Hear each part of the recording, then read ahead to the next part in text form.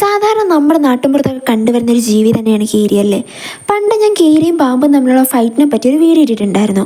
എന്നാൽ ഇന്നത്തെ ടോപ്പിക് കീരിയെ പറ്റിയാണ്. അതുപോലെ എൻ്റെ ചാനലിൽ 326 സബ്സ്ക്രൈബേഴ്സായി സപ്പോർട്ട് ചെയ്ത എല്ലാവർക്കും താങ്ക് യു സോ മച്ച്. ഇനി നമുക്ക് കീരിയെ പറ്റി നോക്കിയാലോ. ഇവയുടെ ശരീരം നീളം കൂടിയതും കട്ടിയുള്ള രോമമുള്ളതുമാണ്. സാധാരണ ഇവ ചാരനിറം കലർന്ന തവിട്ട് നിറത്തിലൊക്കെയാണ് കാണപ്പെടുന്നത്. ചെറുതായ തലയും നീളമുള്ള മൂക്കുമുണ്ട് ഇവയ്ക്ക്. കണ്ണുകൾ ചെറുതും മൂർച്ചയുള്ള കാഴ്ചശക്തി ഉള്ളതുമാണ്. അതുപോലെ കേൾവി ശക്തിയും അത്രത്തോളം മൂർച്ചയുള്ളതാണ്. കാലുകൾ ചെറുതാണെങ്കിലും വേഗത്തിൽ ഓടാൻ ഇവയ്ക്ക് കഴിയും. ശരാശരി 35 തൊട്ട് 45 സെൻറ്റിമീറ്റർ വരെ നീളവും വാൽ ഏകദേശം ശരീരത്തിൻ്റെ നീളത്തോളം വരികയും ചെയ്യും. കാടുകൾ, വയലുകൾ, ഗ്രാമങ്ങൾ എല്ലായിടത്തും ഇവ കാണാം. വെള്ളം ലഭിക്കുന്ന ഇടങ്ങൾക്കടുത്ത് താമസിക്കാൻ ഇഷ്ടപ്പെടുന്നവരാണിവ.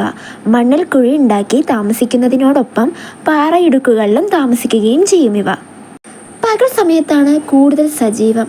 നമുക്കറിയുന്ന പോലെ വിഷമുള്ള പാമ്പുകളെ പോലും ഇവ നിഷ്പ്രയാസം കീഴ്പ്പെടുത്തും. ആക്രമണ സമയത്ത് ഇവയുടെ ധൈര്യവും വേഗതയുമാണ് ഇവയുടെ വിജയത്തിൻ്റെ രഹസ്യം. ഗ്രാമങ്ങളിലെ കീരി വളരെ പ്രിയപ്പെട്ട ജീവിയാണ്.